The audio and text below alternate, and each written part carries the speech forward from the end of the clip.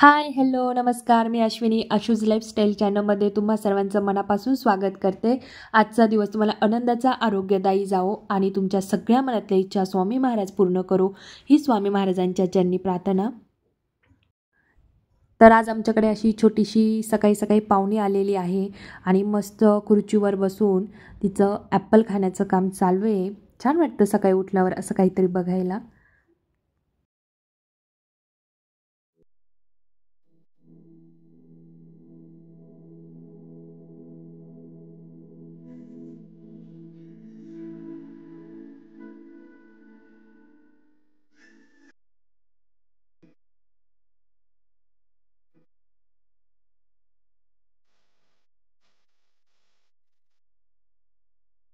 आषाढ महिन्याच्या अमावस्येला आषाढी अमावस्या किंवा दीप अमावस्या असं म्हटलं जातं.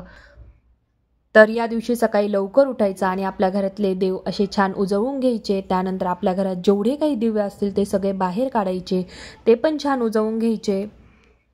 तर माझ्याकडे गोदाजल म्हणून असं लिक्विड आहे, तर मी ते सगळं देवांवर असं ड्रॉप वाईज टाकून घेतलं आणि छान ब्रशने असे स्वच्छ करून घेतले. ब्रशने स्वच्छ केल्यावर काही जी घाण असते तर ती अशी छान निघून जाते ब्रश केल्यामुळे. एक नवीन ब्रश घ्यायचा, देव साफ करण्यासाठी वापरलेला ब्रश अजिबात वापरायचा नाही. तर नेहमी नेहमी असे देव साफ करत राहायचे नाही, फक्त सणासुदीला किंवा एखाद्या महिन्यातून एकदा किंवा खूपच खराब झालेले आहेत देव तर तेव्हाच ते साफ करायचे. नाही तर मूर्ती अशा थोड्या थोड्या खराब होत चालतात.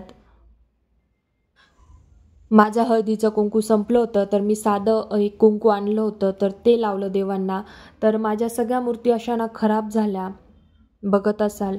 तर सगळं असं लाल लाल लाल लाल लाल असं मूर्तीवर झालेलं होतं. मग मी पहिलं हळदीचं कुंकू घेऊन आली आणि त्याच्याबरोबर हे गोदाजल लिक्विडसुद्धा घेऊन आली. तर सगळे देव मी आता गोदाजल लिक्विडने साफ करून घेते छान. तर हे ते गोदाजल लिक्विड आहे. तर हे काही नाही, फक्त असं ड्रॉप वाईज टाकायचं, जसं तुम्ही बघितलं असेल सुरुवातीला. तर असं टाकून घ्यायचं, ब्रश घ्यायचा आणि छान असे घसून काढायचे. थोडेसेच घसायचे, नॉर्मली लगेच निघून जातात. आणि त्याच्यावर सांगितलेलं पण आहे कसं वापरायचं वगैरे. तर 30 ml ची बाटली आहे ती. तर ती मला 20 रुपयालाच भेटली. जे काही देव आहे ते मी गोदाजल लिक्विडने साफ करणार आहे आणि जे काही माझे आता दिवे साफ करणार आहे तर ते मी भैया पावडरने साफ करणार आहे. कारण मला पितांबरीपेक्षा भैया पावडर खूप आवडते. खूप असं घसत बसावं लागत नाही दिव्यांना वगैरे. तर मी नेहमी भैया पावडरच वापरते. तर तुमच्या आजूबाजूला एखादं अगरबत्तीचं शॉप असेल तर तिथे हे लिक्विड भेटून जाईल आणि खूप छान आहे. फक्त ड्रॉप वाईज टाकायचं, थोडासा ब्रश करायचा आणि एकदम छान असे उजळून निघतात देव. खूप असं घसत बसावं लागत नाही आणि त्यानंतर प्राईस पण खूप रिजनेबल आहे. फक्त 20 रुपयाची एक बॉटल आहे आणि ते पण असं ड्रॉप वाईज थोडंसं फक्त ड्रॉप वाईज घ्यायचं आहे आपल्याला. तर नक्की तुम्ही वापरून बघा. दीप अमावस्या ही 4 ऑगस्टला म्हणजे रविवारी साजरी होणार आहे आणि दुसऱ्या दिवशी म्हणजे 5 ऑगस्टला लगेच श्रावण महिना चालू होत आहे. तर ही अमावस्या 3 ऑगस्टला दुपारी 3:50 सुरू होणार आहे आणि 4 ऑगस्टला दुपारी 4:42 संपणार आहे. तर दीपपूजेचं महत्त्व काय असतं, तर आषाढ अमावस्येला दिवांची खास आरस केली जाते किंवा पूजा केली जाते. या दिवशी दीपपूजनाला अधिक महत्त्व दिलेलं आहे. दिवा हा मांगल्याचा, समृद्धीचा आणि चैतन्याचा प्रतीक मानला जातो. आपल्या आयुष्यात सुख समृद्धी येण्यासाठी आषाढ महिन्याच्या शेवटी दीपपूजन करून दीप अमावस्या साजरी केली जाते. धार्मिक मान्यतेनुसार अंधारातून प्रकाशाकडे जाण्याचा एकमेव मार्ग म्हटला जातो. या अमावस्येला गटारी अमावस्या म्हणूनही ओळखलं जातं. दिव्यांची अमावस्या म्हणजेच आषाढी अमावस्या. अमावस्येच्या रात्री प्रकाशाचे विशेष महत्त्व असतं. ज्यावेळी अंधारी रात्रीसाठी कृत्रिम प्रकाशाची पुरेशी सोय नव्हती तेव्हा दीपपूजन केलं जात होतं. दीप अमावस्येच्या दिवशी दीपपूजन करून श्रावण महिन्याचे लख प्रकाशात स्वागत केलं जातं.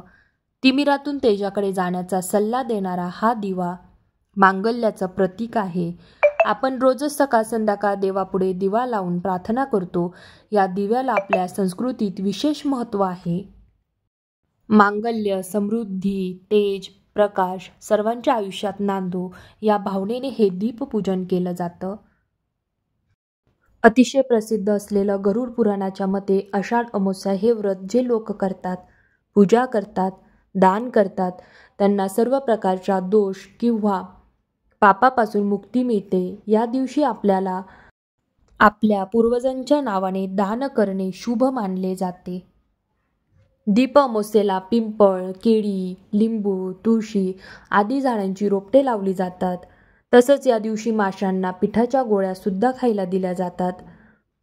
दीप अमावस्येच्या दिवशी सायंकाळी शुभम करोति कल्याणम ही प्रार्थना म्हणून झाल्यानंतर लहान मुलांना, आपल्या घरातील जी काही छोटी मुलं आहेत त्यांना ओवाळून घ्यायचं. तर घरातील इडापिडा टळून अज्ञानाचा नाश होऊन ज्ञानाचा प्रकाश सर्वांच्या आयुष्यात पडावा असा या ओवाळण्याच्या मागचा हेतू असतो. तर सर्व दिवे मी असे छान पावडरने साफ करून घेतले आहेत आणि देवांना सुद्धा उजळून घेतलेला आहे. तर आता चला बघू दीपपूजन आपण कसं करायचं आहे. तर आपल्याजवळ जे काही चौरंग असेल, पाट असेल तर ते छान स्वच्छ साफ करून घ्यायचा. त्यावर छान एक असं वस्त्र टाकून घ्यायचं आणि जे आपण साफ करून ठेवलेले आहेत दिवे तर ते छान असे मांडून घ्यायचेत. चौरंगाजवळ किंवा पाटाजवळ अशी छान रांगोळी काढून घ्यायची. दीपपूजन हे आपल्याला रविवारी 4 ऑगस्टला सायंकाळच्या वेळी म्हणजे जेव्हा दिवे लागण्याची वेळ असते त्यावेळेला आपल्याला दीपपूजन करायचं आहे. सगळ्या दिव्यांमध्ये आपल्याला वाती घालून घ्यायच्या आहेत. विकतसुद्धा वाती भेटतात, तुम्ही विकतसुद्धा आणू शकता. त्यानंतर सगळ्या दिव्यांमध्ये मी तेल टाकून घेतलं आणि एक तरी तुपाचा हा दिवा लावायचा असतो तर मी एक तुपाचा दिवा लावणार आहे. तुम्हाला जर सगळे तुपाचे दिवे प्रज्वलित करायचे असतील तर तुम्ही तुपही वापरू शकता. तुम्हाला वाटलं तर तुम्ही तेलही वापरू शकता. सगळे दिवे मी प्रज्वलित केल्यानंतरच मी त्यांना हळद, कुंकू, फुले, अक्षदा हे वाहून घेणार आहे. त्यानंतर अगरबत्तीने ओवाळून घेणार आहे आणि नंतर मी छान शुभम करोति कल्याणम ही प्रार्थना म्हणणार आणि नंतर छान अशी आरती करून घेणार आहे. आणि आरती झाली की गोडाचा नैवेद्य दाखवायचा. जो तुम्ही किंवा तुम्ही जे काही जेवण बनवणार असाल तर त्याचा नैवेद्य दाखवा. तर काही काही ठिकाणी पुरणपोळीचा नैवेद्य असतो, काही ठिकाणी पुऱ्यांचा, गोड पुऱ्यांचा गूळ टाकून आपण ज्या पुऱ्या बनवतो तर त्याचासुद्धा नैवेद्य दाखवतात. तर तो नैवेद्य छान असा दाखवून घ्यायचा. दीपपूजनच्या दिवशी आपल्याला अशी साध्या सोप्या पद्धतीने पूजा करायची आहे. दीपपूजन हा आपल्यासाठी एक सणच आहे. तर आपल्याला रविवारी सायंकाळच्या वेळी असं छान साध्या सोप्या पद्धतीने दीपपूजन करायचं आहे. तर हो, आजचा आपला हा व्हिडिओ तुम्हाला आवडला असेल तर नक्की लाईक करा, शेअर करा, सबस्क्राईब करा आणि कमेंट करायला अजिबात विसरू नका. पुन्हा भेटूया नवीन व्हिडिओसोबत. तोपर्यंत बाय बाय. सर्वजण काळजी घ्या.